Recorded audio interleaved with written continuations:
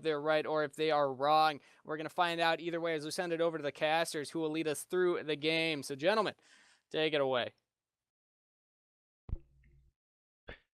Good evening, everybody out there. I am Cole Perch Gibson, joined by John Nesbitt. We are here to bring you the Diamond Plus Finals. Thank you guys. Such a great pair of guys. But I'm a little bit I'm disappointed, Nezzy, that the bias didn't come through. Because yes, Remembrance is the favorites, but I've been telling people that Heritage High School, when they play at 100% at their peak, they could easily be the favorites in this game.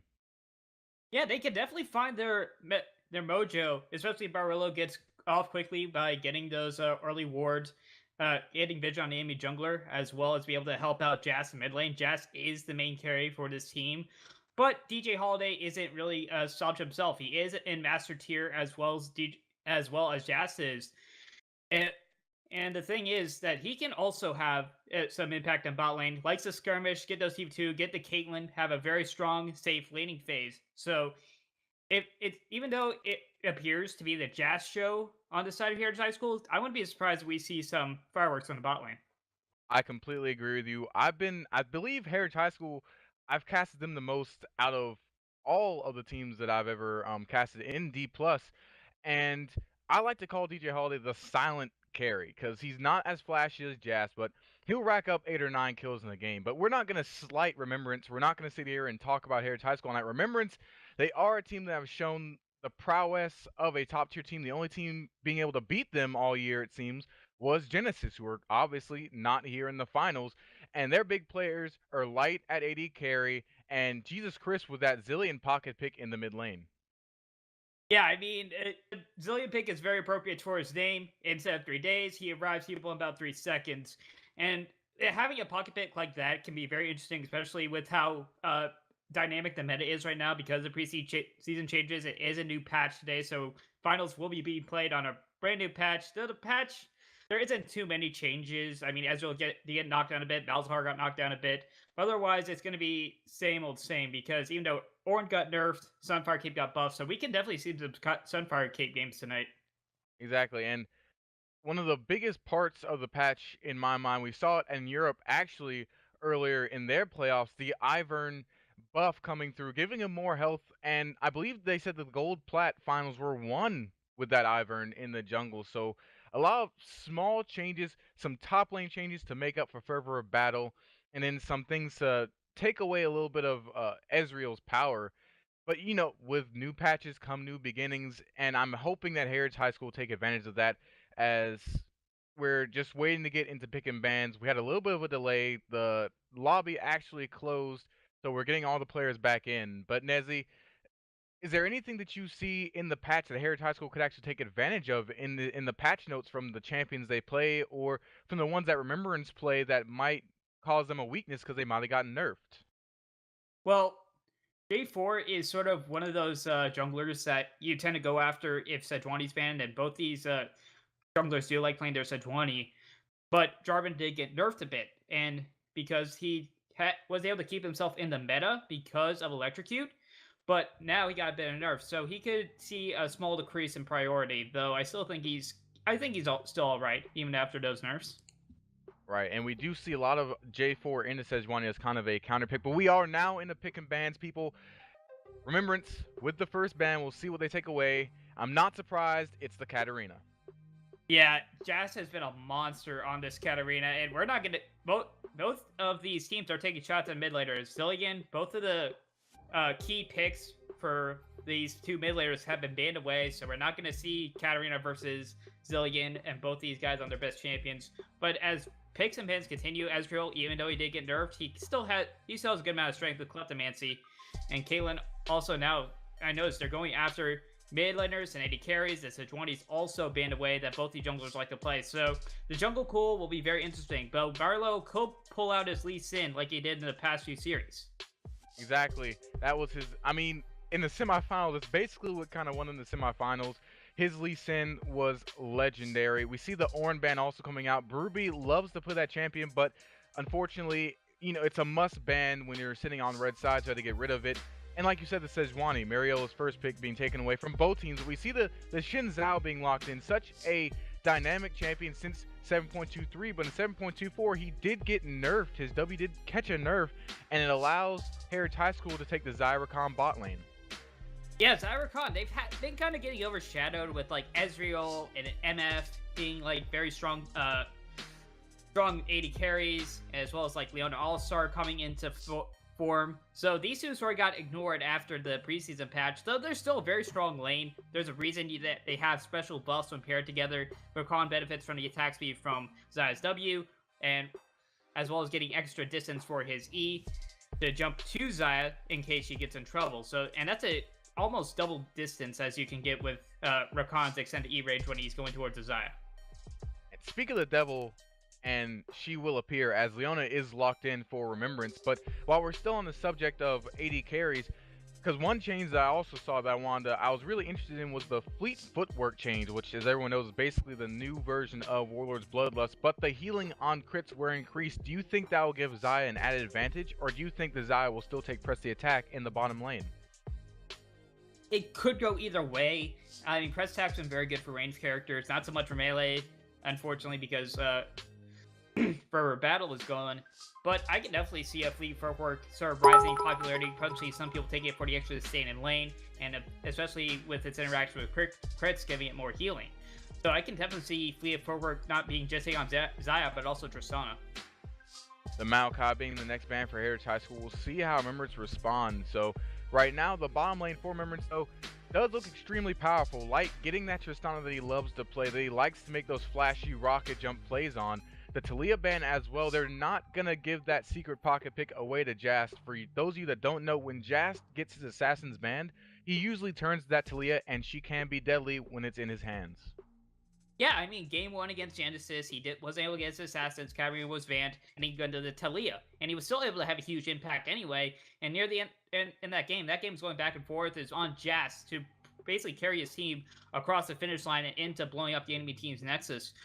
So with that, it can still be very threatening, and there's Talia as well, so we're not going to be seeing Cat or Talia this game. So, and then we see a Lux ban, actually, a peculiar ban. I haven't seen Jast play it. Maybe they saw something in the solo queue, but they will take it away. The Gangplank being the last ban for Heritage High School, and then they will pick the Shin. That global pressure being there from the Shin Stand United, and Teleport being able to save Xayah on top of her Featherstorm. Just so many ways already, it seems, for Heritage High School to deliver the Shin as well as protect their AD carry. We see Light hover the Malzahar, but given the recent nerfs, he's decided to switch over to Corki and give that to Jesus Chris. Yeah, Corki has actually benefited, speaking of Fleet Footwork, he has benefited from the buffs of that specific Keystone, because Corki likes to take that whenever he uses his Sheen proc. He can get that with the Fleet Footwork and get a lot of healing back, so it's able to really help him in lane, as well as give him a lot more damage. So that as you saw, Corki mid was a thing for a while, then it fell down. Now, with Fleet Footwork buff, it might have a chance to sort of come right back up to the top. Exactly, and right now, looking at these two team compositions so far, I see Remembrance, they already have not only a strong potential for team fighting, but also a strong potential for the 1-3-1, while for Heritage High School, it looks like they're going for more of a death ball composition, more of a team fight, simple, basic sort of composition to execute in this game one. Yeah, that just straight up Orianna death ball completely. You have multiple ways to push that death ball into the backline and get the easy shockwave execution. I mean, you have Shen, Jarvan, Rakan, who can all dive back there. Shen can also be a dive buddy for either Jarvan or Rakan, while the other stays back to protect the Xayah and the Orianna. So they have a lot of options as to who will dive in with the ball and start off these engagements. I really like the composition from Heritage High School.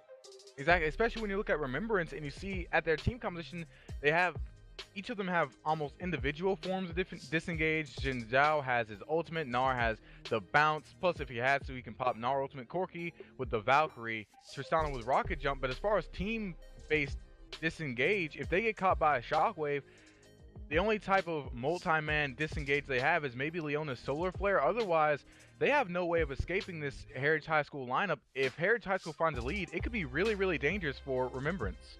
Yeah, it'll be up to Heritage High School to track those escapes, the Persona W, the Corki W, the Gnar jump and Xin Zhao's ultimate. They need to track those abilities, so that way, once those abilities are down, they can have a key ultimate for Ori to ult, and there'll be no escape for them.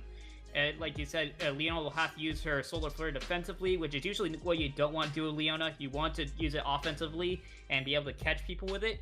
But if you're forced to use defensively, that's an ultimate down for around at least 60 seconds. So that's an opportunity you do not have to try and engage onto the side of Heritage High School. And so, that being said, I feel like this puts a lot of added pressure on Havoc, because if this early game doesn't go well for Remembrance and they fall behind, like we said, it could just be a disaster for them. And no other champion is, more crucial in the early game than Xin Zhao. He has to get those early game leads to be effective because he has to build that Trinity Force first. He could go for maybe that Blade of the Rune King, but it's less effective in his overall kit. How do you think Havoc's going to play this early game? How do you think he should play this early game to try and give himself and his team an advantage so they can take this game 1? He should try going after... try and maybe shut down Jazz. Jazz is probably the best player on Heritage High School, so they'll want to shut him down. He doesn't have that much escape other than Flash, so they'll trying to shut down Jazz, make sure the main damage source of this huge combo is completely shut down, because if Ori's shut down, and they'll just have to rely on DJ Holiday Xayah, which means it'll be mostly physical damage coming from that team, and if Ori's shut down, there won't be... the balance of damage will be heavily towards AD, and that'll make it easier for Gnar and Xin Zhao and Leona to itemize more armor than Match Resist if they manage to shut Jazz down. If they don't, then they'll have to split up their armor and Magic Resist buys, and it'll be a little harder, especially if Jazz has so much AoE damage on that Ori. Now, Nezzy, I know that Des did their own predictions, but we're separate from them. We have our own minds, our own thoughts, and our own beliefs, and I feel like they were a little bit... I feel despite what should have been their North Carolina bias, it didn't show through, and they gave it to Remembrance by default. Who do you think is going to win this game 1? At least we won't talk about series yet. I won't put that sort of pressure on you, but who do you think is going to win this game 1? Do you think it's going to be the older generation in Remembrance, or the new generation, the new kids on the block in Heritage High School? I mean, based on composition, I really like the kids from North Carolina. Not Texas, North Carolina. Sorry for that mistake last week, but I do like their composition. They have a clear goal. If they execute, it's fairly simple to execute. They just need to get one of their 3 divers on top of the enemy carries, and then bam, shockwave, and they get bursted down, especially if Jazz manages to stay even or get ahead. Remembrance have this sort of, from the looks of it, a 1-3-1 comp that relies on early pressure and early leads, because they can make the 1-3-1 with Gnar and Corki, and then have the 3 stack of Xin Zhao, Leona, and Tristana in the middle lane. That's the 1-3-1 they'll probably want to set up. But that requires having good early game and getting ahead, so that way your solo lanes can actually solo their respective excuse me. They can solo their respective solo laners in the side lanes. So they'll have to rely on getting these guys.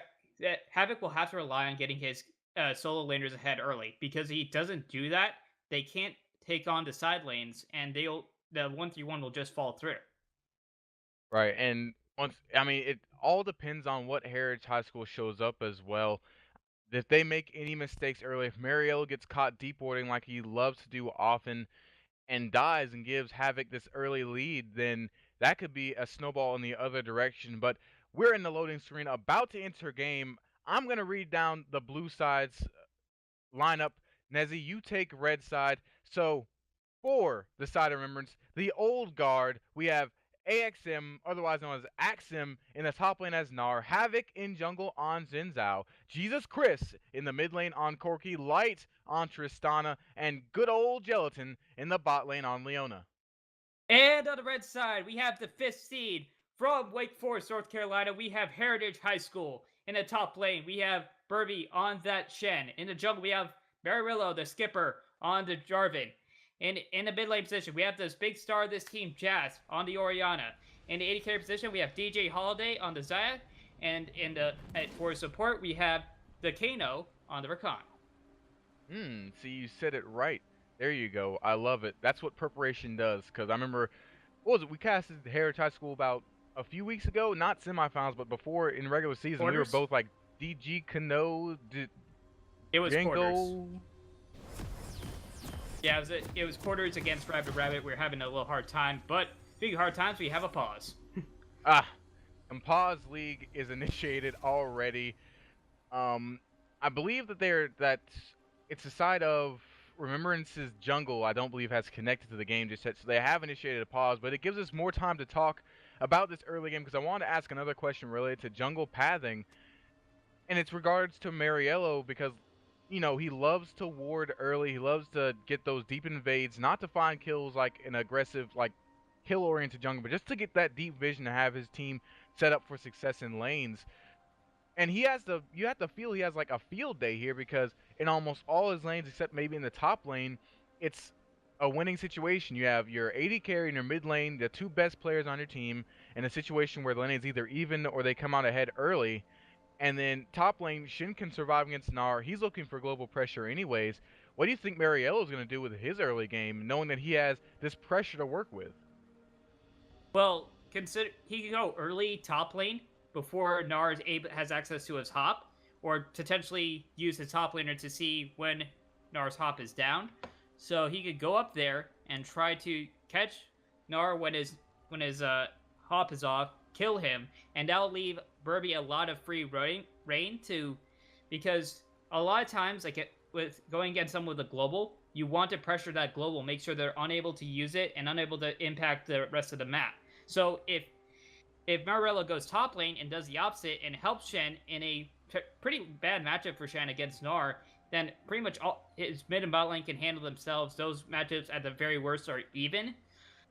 So pretty much Mariello will most likely want to go to the top lane and shut down the Gnar and give his Shen free roam to go across the entire map once he gets level 6.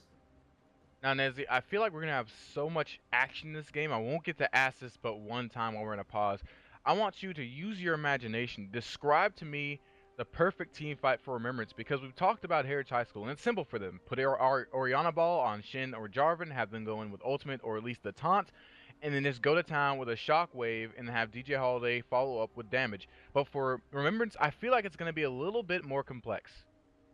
Yeah, they'll most likely need to use a 1-3-1 composition and try and catch a few members of Heritage High School roaming off alone, and then pick them off with Leona Ultimate, have Tristan jump on them, and pick them off, make it a 4v5, and try and make it so they have the man advantage, and they can just try and run onto Jas and Holiday and take them down before they're able to get their damage off. But they'll have to do it by requiring a pick onto potentially either one of the carries, or maybe onto Zhenko, because by the time teamfight phase comes around, Mariello and Burby will be very hard to pick off alone, though Zhenko, Holiday, and Jas can't be picked off alone.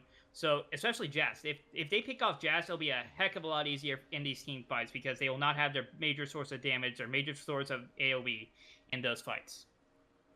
Now, here's another question I don't get to usually ask you, because we're in a long pause, and also because we just usually don't even have an analyst desk. Nezzy, who do you think was the best dressed on the analyst desk tonight? Give your honest opinion. Do not squander your time here, because this is the one chance we might get. For best dress, I'd probably have to give it to Sir Buttkick. I mean, in our private CL Caster Awards, he did win best dress, and you see how he's defending it. Yeah, I'm shocked. I was gonna give it to my boy Travesty. He came in with the vest, the black suit, the black shirt, and the gray vest. I was feeling it, but to each his own. All right, to each his own. As we're still in a pause, we're still waiting for a Havoc to be able to reconnect. So we're just gonna be, having casual conversation right now. The game hasn't started. I feel like we've covered as many points as possible early as we can. You know what? Actually, I just thought about something. This bottom lane, we see Leona took the Ignite. I actually talked to a friend that said that he believed that Ignite was the go-to summoner for all supports because it's a kill-oriented lane now. Whoever wins a 2v2 most likely wins the game. But you see Ducano took the Exhaust. Do you think that, the Exhaust possibly, for Havoc, for damage reduced light as well if he gets big and uses Chris, but do you think it's going to affect the way their bottom lane works? Because that means good old Gelatin is looking to be extremely aggressive here on this Leona in the bottom lane. Yeah, I'm looking at the cooldowns real quick. Both Ignite and Exhaust have the same cooldown. I see why he took Exhaust. He just wants to play it safe. as opposed to playing it really aggressive against the Leona who's also doing it. So it's most likely a concession in the sense that he doesn't want to try and go 1-for-1 with Leona and the aggression, just wants to try and inhibit the aggression from Leona by being able to exhaust one of the damage dealers that comes down onto his AD carry. So that's most likely why he's taking the exhaust, is to inhibit Leona's early game and try and survive the lane. And when it comes to mid to later in the game, exhaust is much more valuable than ignite is.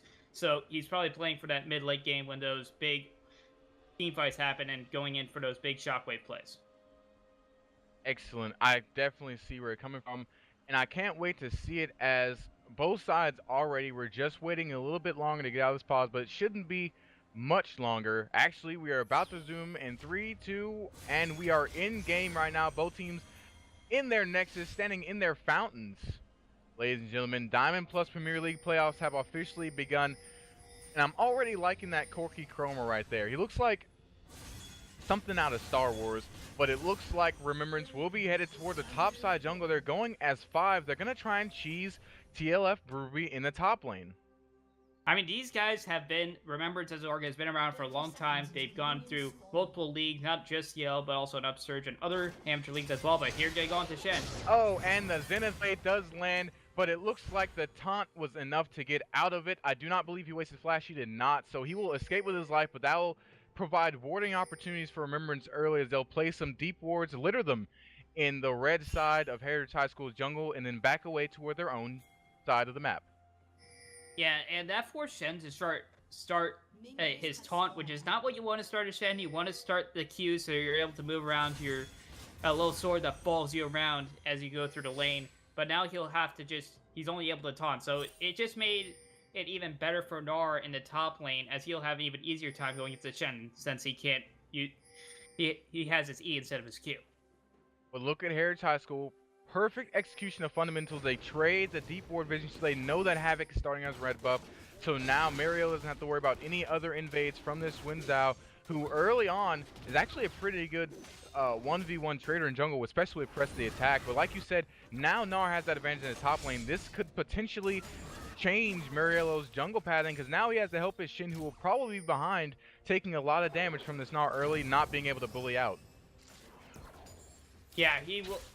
Yeah, Shen's gonna have a really hard time in that lane, especially since he set E instead of Q. But anyway, yeah, it's gonna be a little rough for him the first few levels, since Nar does have the range advantage. So he'll just be able to sit back there and just keep poking until Shen's just gonna have to just sort of concede for a bit until he has all his abilities and gets a few items. So as we sit here about 3 minutes in the game, we see TLF Ruby taking a lot of harassment in the top lane, as we just discussed. In the mid lane, Jas does have Jesus Chris pushing on this Corky, but the CS lead is in Corky's favor by 1. In the bottom lane, DJ Holiday, Decano taking the lead, pushing in, and that's giving Mariello time to sit in the river, take a Rift Sculler, and look for an invade into the bottom lane, while Jinzhou is heading up to trade invades, heading up to Mariello's red side of the jungle. Yeah, I mean, right now, they're starting to... Mariello is unable to really sort of move up to the top lane like we discussed earlier because of that early invade, and now all the visions placed in his red side jungle. So instead, he's just going to move to the jungle that he warded. So it's pretty much, instead of having their respective sides of the jungle, now it's gone to, like, the bottom side is on the side for Mariello, that's his jungle, and Jinzhou is the top side. That's going to definitely affect where they gank, because now Jinzhou has a much easier path top to try and snowball this Nar ahead, while Jarvan can definitely help out the bot lane or the mid lane with his gank pressure. So we're still sitting here with a little bit of an early game lull. Mariello is spotted in the bot lane. He won't be able to get that gank off. He will head toward his Gromp, but the gold leads are pretty even. Just a minor gold lead in favor of Remembrance right now, but Ruby hitting that level 4, and as soon as level 6 comes, you have to imagine that he's going to look for a play somewhere else on the map. Oh wait, yeah. But we do see a gank in the top lane. Havoc, he does miss the W. Ruby is able to taunt away. Havoc won't follow through with the E. He'll just leave it with the full proc of the Q and then walk away. We're seeing that early pressure already onto Ruby, trying to attack that global, which I was just saying earlier. Yeah, I mean, they tried to, didn't really get much out of it because Havoc was a little impatient with his W, ended up blowing that, so he didn't have that to go on to Ruby. So all Ruby had to do is just simply walk out of that, and he was perfectly fine. Though that's probably not the last we've seen of Havoc. He would want to try and pressure Gold more and more. Speaking of pressure, it's pressure in the bot lane. And Mariello comes through for a gank. He does land a flag and drag on a good old Gelatin, but good old Gelatin will escape with his life. The W plus Ignite were enough to make Mariello run away, but the damage is done. Good old Gelatin having to pop his potion, and so now that should give lane priority to Decano and DJ Holiday. Yeah, while they weren't able to get it killed, they were able to get the Ignite out of good old Gelatin. So there's that Summoner spell down. So now it's 4-3 at Summoner spells in favor of the bottom lane for Heritage High School. So that Ignite also brings kill pressure. So that reduces the kill pressure of Leona. Even though Leona is very strong in the early game, that Ignite does help her dish out enough damage to finish off kills. So that's a bit of a sigh of relief on the side of Heritage High School that they don't have to deal with that Ignite for about 200 seconds. And we see some more trading on top lane as Brewby now has his full complement of spells, and so he already has Gnar sitting at half health. Winzao is clearing his wolves right now, so not looking for any ganks from him. So, like you said, early advantages being carved out for Heritage High School already, playing their game. It looks like this is the Heritage High School that we all wanted to see, expected to see, and I'm glad for it. Yeah, I mean, they just got to play their game. They just have to not worry about who their opponents are. They have to worry about how they play and how they're going to execute this game. Because if you get worried, get too flustered about who you're playing, you get nervous, and then you screw up. And then you put yourself behind. They just need to calm down, and keep themselves worried about how they play the game, and just play it like any other game they've played together in either Flex Queue or any game in CL. And what I was about to say, one thing that I thought I saw lacking so far, which was unusual for Mariello, was the deep vision, but he already has a control ward in River and 2 wards placed on top of Havoc's blue and his wolf camp. So now they know Havoc, he has to be somewhere on the red side of his jungle because he is not down there. And now it looks like Mariello might move up to look for a gank in the top lane after popping that Scryer orb. Yeah, he's gonna flag and drag to get over, but oh, here wait, he comes. That flash caught him in the bounce. Oh. What a great flash taunt from Brewby. That'll be first blood to Mariello. A great play predicting the bounce and getting the kill. Yeah, the thing is that flag and drag combo can interrupt the bounce. I sort of misspoke there. He used a blast cone to get over that wall and seek onto there, interrupt the bounce with his flag and drag, and was able to take down Gnar. And that's a big sigh of relief for Ruby, as that tough matchup just got a little bit easier. He's gonna get a little bit more flexibility of using his ult. If Mariello can return up top and catch off Axum again, they could really make it a lot easier for Ruby to set up like a 4 or 5 man dive bot. 4 or 5 man dive bot.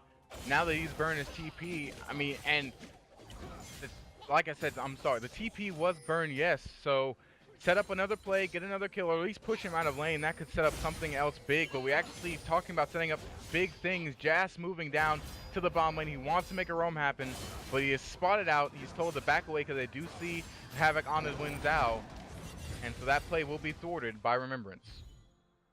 And also, they may have been trying to get something with Ruby, but Gnar was about to go into his big Gnar form, which has a lot of CC, so it'd be very risky for Shen to just try and stand united in front of them, and only to just get interrupted. So about to enter the 8-minute mark. Heritage High School already claiming first blood, the first kill of this finals, trying to make an early aggressive statement, trying to go up 1-0. We do see Brewby TP to the top lane, but he does have the stand united, so that's not a big deal to him. And we already see Mariello working on that Rip Sculler, preparing to head to the bottom lane as pings come through for Remembrance. They're trying to make sure that he doesn't sneak up on them and get that 4-man dive activated. Yeah, the thing is, the Tristana lane is always going to be pushed because of her passive. So it's going to be, they have to be very careful for any sort of wards that are behind them. That could be, Shen could just TP, though he just already used it. There could be Stand United. There could be a lot of plays set up, especially, like, this composition with a Stand United from Shen can just set up a 5-man dive very easily and potentially be very sneaky. They can either do it from behind with a teleport, which Ruby already blew his teleport, so they won't be able to use, or they can try and push out the wave, which is going to be very difficult against Tristana, or get some pressure back, maybe get Mariello to push them back a bit, and then have Jas and Derby follow up and do a 5v2 advantage and dive them and kill them and try and get that first Tower of Blood in the bottom lane. And this is the reason why Havoc has been hovering the bottom lane. We saw him earlier. He just stayed down there. He was in the lane bush at one point. Then he was in tri bush, just hovering around that lane, making sure that they don't give up anything early around that dragon pit. But look how warded that drag pit is right now. Heritage High School, Mariello, and Duquesno doing work in that area, making sure that they have dragon priority, and if Remembrance starts it up, they know about it. Yeah, that's the thing with the consistently pushing bot lane, you do have priority on a dragon, you can get vision on it because of the fact the bot lane from Heritage High School can't move in, but Mariello already has a control ward on it, so they don't have to worry about losing the dragon. So if Remembrance does try to do it, they will be spotted out, and it will most likely be a response from Heritage High School, assuming they're in position to respond to it. Rift Herald has just spawned on the map, ladies and gentlemen, so that's another neutral objective that can be traded or taken as well as Dragon, depending on how the fights go and how the map movements go. Light and DJ Holiday trying to trade some. AXM was able to Gnar transform before the Shin was able to go aggressive on him as well, but wins out, will be moving up to the top lane, possibly looking for a gank, but doesn't find anything, and that just allows Mariello and Jazz to clear out more vision. Yeah, that allows them to sort of push around. Right now it's just sort of a visual war happening between the river and the jungles of both junglers, but they are on sort of the path towards the top lane, so we could be seeing a 2v2 coming up soon in the top lane. Right, as Mariello is clearing out his Krugs, wins out, sticking around this area, this river, trying to make sure that if anything goes down, he's there to counter it, or possibly set up a gank of his own, but he'll return to his own wolves. Jazz did recall and complete his Morella Nomicon. That's a big item for this Orianna early already, as he's not up that much in CS, but because Corki has to get that Trinity Force first, she will hit that power spike before he does.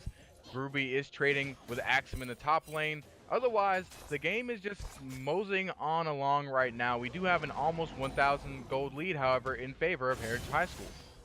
Yeah, that's due to force the first blood, giving them 400 gold, as well as being able to keep up in CS, and there is a CS lead, about 10 CS lead in the bottom for DJ Holiday over Light, as we're going to have a bit of a wet noodle fight up there, but Rift Herald is currently being taken by Remembrance. Exactly, Rift Herald used that time that Axum was pushing in Ruby to burn down that Rift Herald, so that's one neutral objective down on the map. That will go over to Havoc, and he will immediately rotate up to the top lane, looking for either a 2v1 gank to try and push Ruby away and be able to drop that Rift Herald and claim first brick. And so he's still hovering there. I thought he was about to leave, but he's still hovering around near the lanes. Yeah, I mean, Ruby has to be careful. He's half health. They can send the Rift Herald onto him, and he could just be getting poked down over and over by Axum. Axum nearly has his big form available. Exactly, he is lower than a quarter health. He does flash the crunch. Axum was not able to land it, but wins out. He's taking red right now, so he won't get any help, but that 1v1 should allow Havoc more freedom in this jungle. Mariello goes to trade red buffs, but Remembrance know about this. They're heading down to this red buff to try and make sure it is not countered.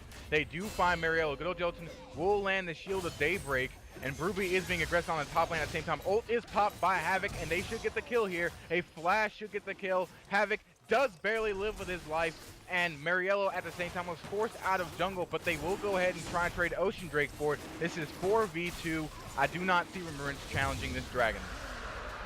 Yeah, so in total, that was 1 kill for an Ocean Drake. And the thing is, Ocean Drake, when you first look at it, it's very underwhelming. It's only just a bit of regen, but it's good in the early part of the game while you're still in lane and you're still trading against your enemy. Like Shen. Shen's having a hard time trading. He's going to have... He needs sort of that regen to keep himself up and to keep himself fighting in that lane. But they actually took good advantage. I really like that Heritage took advantage of really pushing this mid lane. Exactly, they take the first brick, and I'm actually surprised that after killing Ruby in the top lane, Havoc didn't drop the Rift Herald. They could have gotten that first brick on top of the kill and tried to even out the trade, but because they didn't make that decision, Heritage High School still comes out on top, getting the Ocean Drake and the first turret. Yeah, I mean, that's a bit of a missed opportunity from Havoc. I mean, Tower's at half health. They had the... Shen was down. They could just spawn to Rift Herald and picked up first tower as well. And that would have been... If that was the case, it would have been tower for tower and kill for Ocean Drake, which I would still have to give in favor of Heritage either way. But the fact that they didn't drop the Rift Herald and get the tower makes it even more of a gap that has been formed, because now it's 23k to 21.3k, so that's the gold lead has actually expanded a bit more in Heritage High School favor because of the objective trades. And another thing that might not have been caught, I'm sorry, by the naked eye on that dragon was good old Gelatin used his solar flare on that dragon to try and steal it. So that's one ultimate. Oh wait, nope, it's back up already. I didn't misspeak, but it's back up. So I was about to say that's one ultimate that will be down for a team fight, but he has it already. But another thing, again, we saw Havoc in the bottom lane, camping this lane. He has set up a tent in his bottom lane, trying to catch DJ Holiday and Ducano out, but it's not happened. They will not aggress that far. And now Axum's taking an aggressive trade against Bruby in the top lane, trying to find a kill. Jesus Chris joins him with the package, but Bruby will not fall. So that's a package down and a Gnar ultimate down, and Bruby still lives. Jast is here to try and back him up. He hasn't gone in just yet, but in the bottom lane, we see Mariello come through. The solo flare does miss everybody, and it gets the Feather Storm. It also gets the Stand United as well. A TP comes in from Jesus Chris, but no action goes down. He actually cancels it, and now they'll go for the turret with only Jazz to defend. This should be theirs. The Moss will come through. The Shockwave, though, clears the wave, and Jesus Chris has the Valkyrie out. Axum still finds the turret kill. They will back out 2v1. So at the end of the day, it will be a turret take for the side of Remembrance, and they'll pop the Rift Herald because it was about to time out. So positive trades for Remembrance in this game. They are shrinking this goal lead. It is back down to about 1,000. Yeah, that was a very good trade. They basically traded TP for TP. That was a cancel for Jesus Chris, so that will come up a bit earlier than if he had completed his teleport. They did actually sort of faked out Ruby. He uses Stand United, so he ended up leaving only Jazz alone, and Jazz wasn't able to clear it. He did make an effort, though, trying to see if he can get a kill out of it, but unfortunately the tower was too low for it to survive long enough, so that way he could help him out and get a kill. So all he did was just chunk down to 2 members that were remaining up there, and they ended up still managing. They were unable to defend that tower, so they did lose it. The towers are tied up 1-1. It's only about 900 gold lead, 900 gold. So this game is still even. It can still go anyone's way. So the thing is that Heritage High School, at this point, they need to try and group up and get some picks and start some team fights. Remembrance, they can split up, especially with the Rift Herald up there. They can split up in these 1-3-1. Right now they're going to sort of a 3-1-1 instead, sending the big group to go up with the Rift Herald, so that way they can provide some assistance and push that Rift Herald to maybe get that Rift Herald to take down one more tower.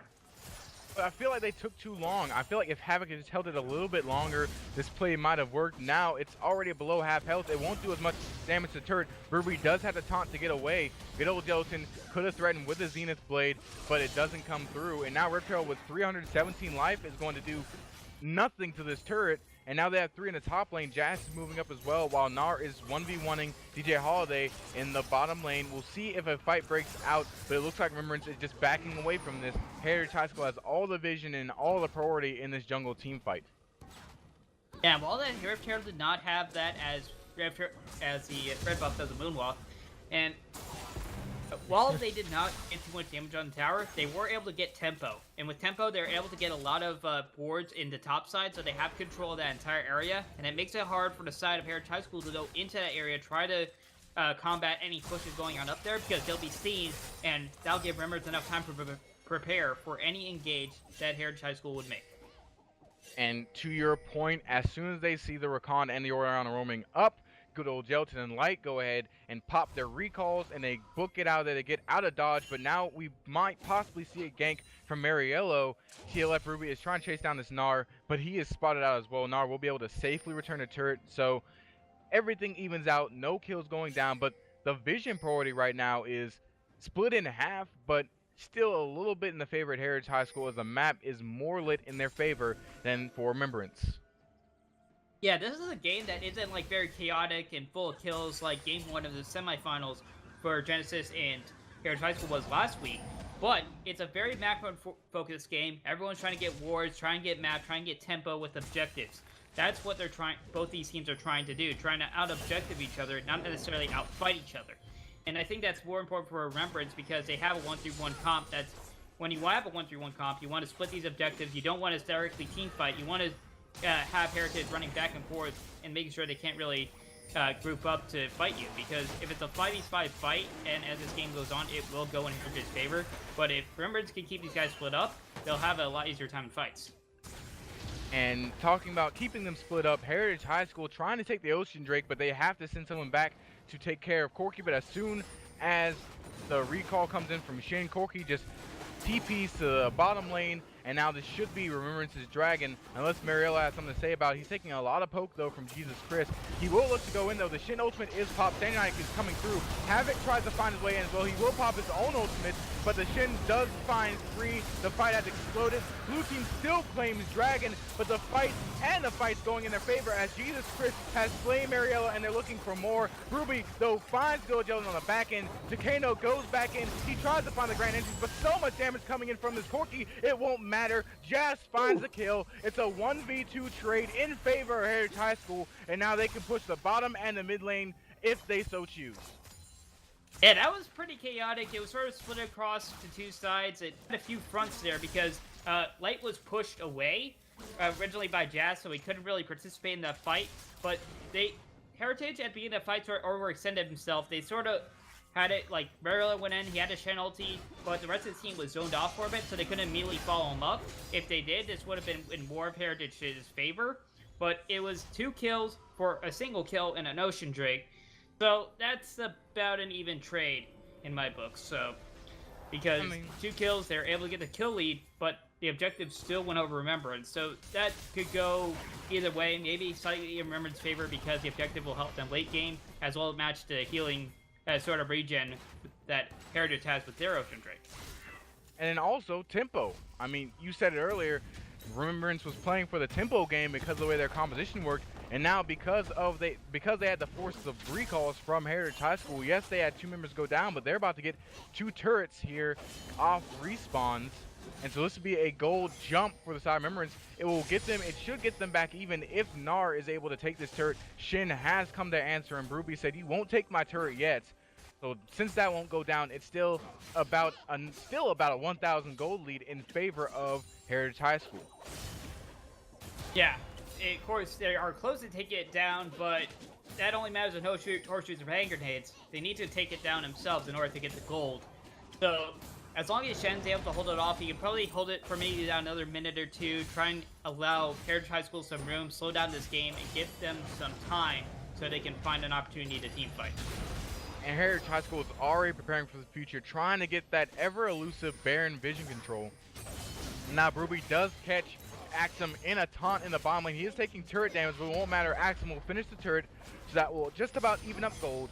Heritage High School still has about a 300 gold lead, but that's so close, it doesn't even matter. So this game is all even after Remembrance take the tempo advantage, and now they're going to continue to initiate the 1-3-1. They have Jesus Chris in the top lane. Gnar is recalling, but it's hard to imagine he won't return to that bottom side of the map unless he's looking for a TP for a fight. Yeah, and the thing is, the TPs, Jesus Chris does not have his. He does, I'm not sure if he has package. He doesn't have package currently. So he'll have to sort of, right now, the 1-3-1 is kind of because the ability to rejoin in a fight, the way you beat a 1-3-1 is to go after the 3 and try and take them down before the 2-1s are able to split push you down. And with Ruby taking both teleport and staying united, they do have the ability to go for a 1-4, have the Gnar and Shen matchup, and then try and start a fight 5v3 in the mid lane using Ruby's ultimate and take down that 3 stack before the 2-1s on the side can really start rolling in those sidelines. So now that we've reset the map, both teams, Jas was trying to find Corky in the top lane, but they won't find him in time, so now they'll go address that wave in the top lane. But as both teams are settling down, Nezzy, what do you think Heritage High School's next move has to be? They've lost the tempo advantage, even though they do have they don't even have the gold lead anymore. It is now even, so we're back to where we started, and now that they've lost the tempo advantage, this 1-3-1 seems to be taxing them so hard. Yeah, they're kind of starting to suffer a bit because the game's still even. The Gnar still is able to outduel the Shen at this point, especially with the Frozen Mallet and Black Cleaver combination, make it not only do a lot of damage to Shen, but also make it really hard for him to walk away from the fight. So even if Mars is able to keep Shen pinned, it's going to be harder for Heritage High School to do what I said earlier and try and force onto this 3 or 4 stack. So as long as he's able to keep Shen down, he's able to basically prevent Heritage High School from finding an avenue.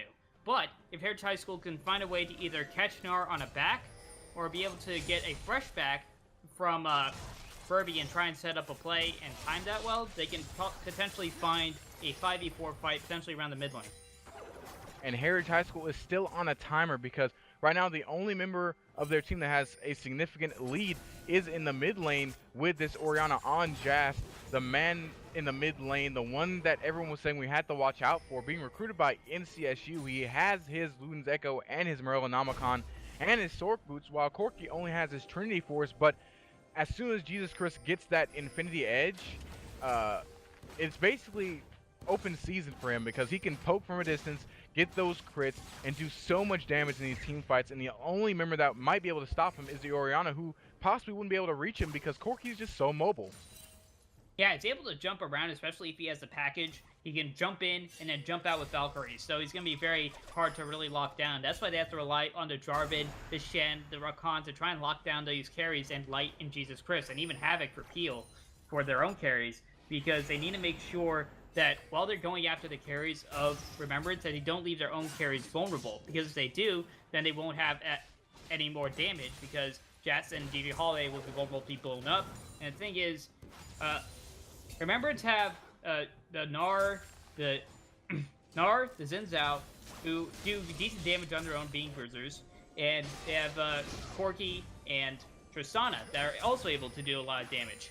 So because they're multiple damage threats, they have to sort of jump on try to find the squishiest one first, kill them, try and keep off the bruisers long enough so that way they can kill the squishies, and then go on to Havoc, go on to Axum, and then try and leave good old Gelatin for lots of, if you can, but Gelatin is most likely going to dive onto him, so they'll just have to deal with Leona as time passes. And now Remembrance have started the Baron because they saw Heritage on the other side of the map on the Dragon.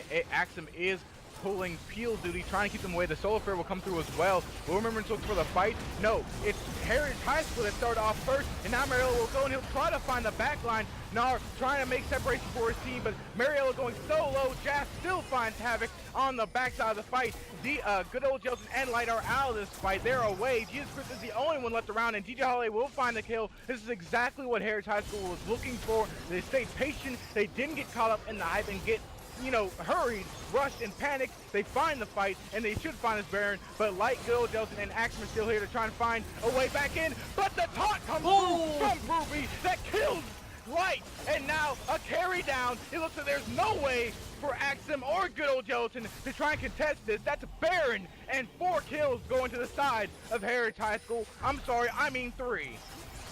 Yeah, that flash taunt put the lid on any chance that Remembrance had to try and get a cheeky steal on that Baron or try to get a few kills off it, because that locked down Light and he was unable to do anything, and they just quickly turned on them, killed him, got the Baron, and they've just turned this game, pretty much got the advantage. It was very even for a while, but at around 27 minutes, they finally got the trigger done, and they were able to go ahead with 2 to 6 in kills, a Baron, 2 Drakes, and they have a lot of standing gold on the map to take. And if they go on to win this game, we have to commend them, because most teams, especially most young teams with no 5v5 and deep playoff experience, would have gotten impatient. They would have panicked. They would have been like, okay, we're losing control of the tempo and the goal lead in this game. We have to find a play. But Heritage High School laid down vision, waited for that moment, waited for their team fight to come through, and Remembrance gave it to them. Yeah, the thing is, when you're going for a Baron, you kind of end up in a formation to where it's very disadvantageous for you going against this team comp. This team comp wants you to clump together around an objective, because it allows you, like Jas, he was able to at least hit 2 or 3 members of Remembrance with the Shockwave, do a lot of damage, and DJ Holiday was off to the side, throwing feathers left and right, and able to dish out a lot of damage. As Janko originally made the engage onto them, jump on all 5 of them with his ultimate, just jumped on them one by one, got them charmed, and that left them vulnerable to Ori and Zaya's damage. And now Heritage High School, they've reset. They're starting to go for the 4-1, and now Brewby is big enough to deal with this Gnar, to at least stay in lane with him. He has the Titanic Hydra. He has a Sunfire Cape, which just got buffed so that its aura does more to minions, I believe. It does more of the aura damage. So he can now stay in lane with this Gnar. So this gives Heritage High School the freedom to push this mid lane. But we'll see if Remembrance trying to look for a fight to take back the advantage they lost, as they are now sitting at an almost sub 4,000 gold lead. Yeah, that, especially with the new buff Sunfire Cape, it is the way it was before patch 7.9. That's what the buffs did. It reverted the nerfs from 7.9, so now it's back to a very decently strong state. So that allows Shen to stay in with the armor as well as the burn to help him clear with the Titanic Hydra. So he'll be able to at least keep up it with wave clear in this Gnar, especially if Gnar ends up forming into Mega. He'll be able to take that advantage and outpush the Gnar for that small moment in time. And it's so hard, it seems, for Remembrance to find a way into fight. Jesus Christ does have the package, but he has to use it to try and get away. Havoc has found Mariello, but Mariello does get to stand united. Will he look for the flag and drag to fall through? He will not. That was just to save his life in case of an engage. So they'll continue to push as a 5-man. And it's just so hard, in my mind, for Remembrance to find a fight, mainly because Heritage High School has continued their aggressive vision, their great vision that they're known for. And it's hard for Havoc to find a way into the fight. And that's another thing you don't see with most, teams that are new to a situation like this is once they find a big objective, they do abandon the vision, but it doesn't even matter because Mariel is found out. The Solar Flare does find him. Light gets the kill on the jungler. So that's now 1 down. It's 4v5. Remember, now they're trying to look for a push to try and waste the rest of this Baron buff as they look to push 5 mid.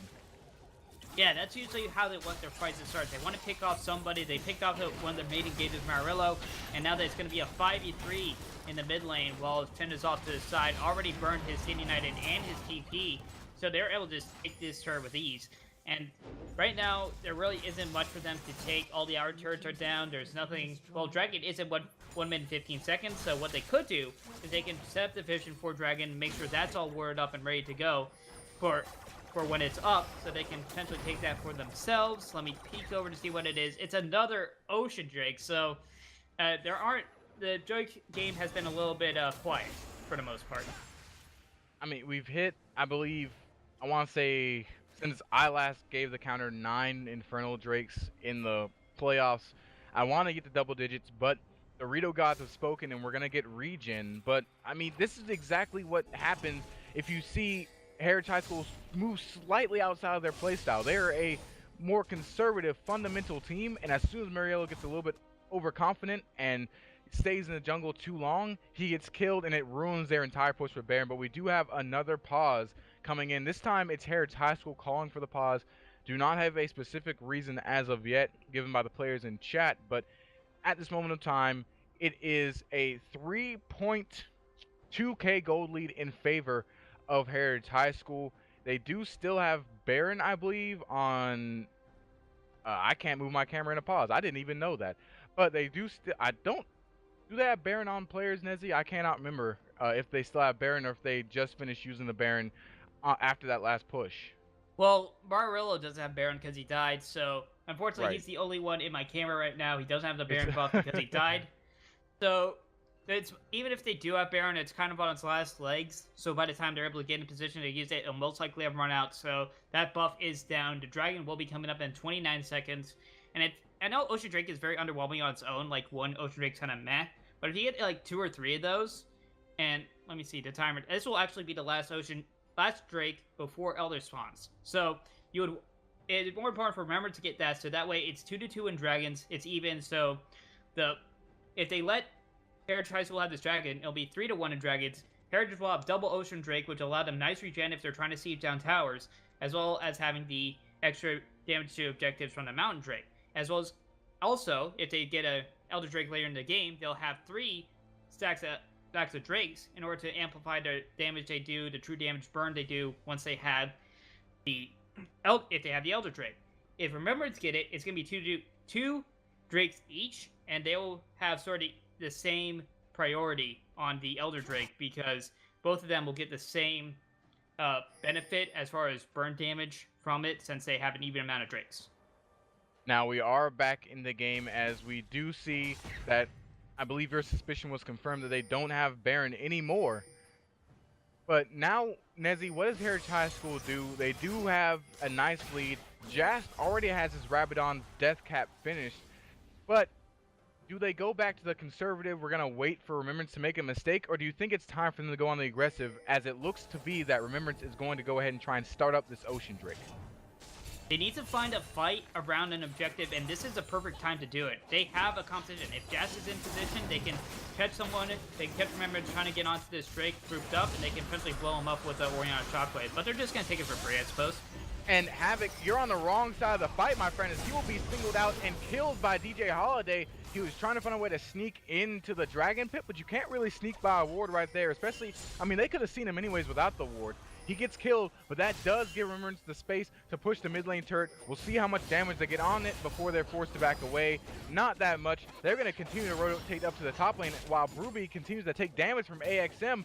Axum trying to get this 1v1 kill. He does get another stack proc of the Hyper. Oh no, the blast going the wrong way for Bruby. This should be a dead Shin.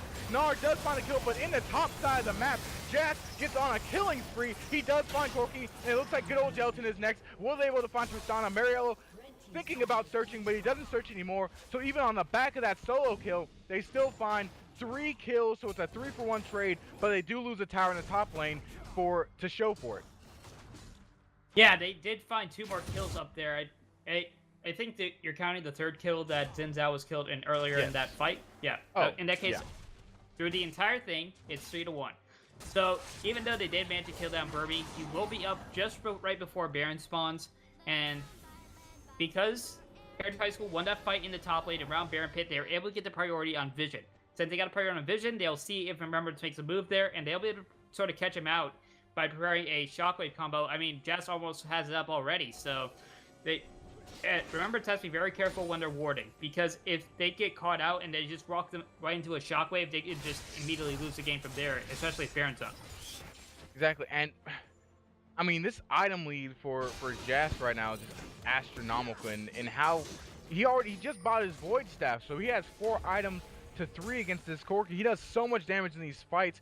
I feel if Heritage High School finds one more fight, a good Shockwave, they could look to try and possibly end the game. Zai right now sitting on Thrive, sitting on the Essence Reaver, the Infinity Edge, and the Rapid Fire Cannon, so DJ Holiday is also very big. I mean, if you're Remembrance, you have to be sitting on a knife's edge, extremely nervous to even try and make a move, because if you get picked off, if one of you gets picked off, it's Baron. If too many of you get picked off, it's possibly the game. Yeah, and in the best 5 series, it'd be very comfortable to get that first win. It gives you a little pressure off, and especially it'll put, if Remembrance do manage to come back this game and win, it'll sort of put these newcomers on a bit of a backseat, because they'll be have to come from behind, because both the quarters and semis, they won game 1. So they have not, as far as this playoffs has been, they have not been behind in a series before. At worst, they've been even in a series with Rabbit in the quarterfinals. So they'll have to, it'd be good for Remembrance to try and get the team a win to potentially put Heritage High School in an uncomfortable position. But likewise, it'll be equally beneficial for Heritage High School, because if they get the first one, they'll be in a comfortable position, especially against an org that's had so long in the amateur scene and has been around for so long. I mean, they took down Genesis last week, who was the #1 team, who a lot of people were expecting going to finals, just walk over Heritage High School. They defied the odds and beat them. So if Heritage are able to take a game on against another long-standing top organization, they'll have a lot of confidence going into the rest of the series. And a fight is brewing here near the Baron Pit. I can hear it cooking right now, and we'll do a little bit of a summary. Right now, it seems that Heritage High School, they have flash down for Ruby, they have flash down for Jast, and heal down for DJ Holiday, as well as a flash down on Decano, while on the side of Remembrance, flash down on Havoc, flash down on Jesus Chris. Heal is down on Light, but not for that much longer, and Ignite is down good old Gelatin, so if a fight comes up, it looks like Remembrance might be in the advantage there as far as summoner spells go, but otherwise, I mean, right now I feel like they're kind of living on a prayer, just hoping that Heritage High School makes a crucial flaw, a crucial mistake in their engage in one of these fights around Baron, as it looks like Heritage High School is once again clearing vision, and the only ones to answer them are Light and good old Gelatin at the moment. Neither team burning any ultimates or any sums right now, obviously, because they're not fighting. They're just sort of walking around, but it looks like Heritage High School will go ahead and start up this Baron with Gnar in the top lane, and Remembrance will come down to respond. Bill Gelatin wants to find a way, and it looks like it was just a bait for a fight, though. Mariello goes in on the support Leona, and the Shin Ultimate is coming through on the back end, but it doesn't find anyone. Decano couldn't find anyone in the fight, but they do cause Remembrance to back away for the moment. They will restart Baron. It is lit up like a Christmas tree. Goes going extremely low. Decano going back in, trying to find something, anything, but the shockwave isn't used just yet. But the Cataclysm on the backside will find one person, and the stopwatch is popped for the side of Mariello, but no one's gone down in this fight yet. Axum comes through for a good Gnar ult to save somebody, but Jazz is stuck in the back of the pit. Can he get out? He does flash over the wall to find some sort of way to survive. No kills going down, but Heritage High School is extremely low, and they are forced to back away from this Baron. Yeah, that was a close fight on both sides, but oh wait, someone over. Jess! Why are you living? Why are you living on the edge, friend? Just get out of there. Leave. Go, please.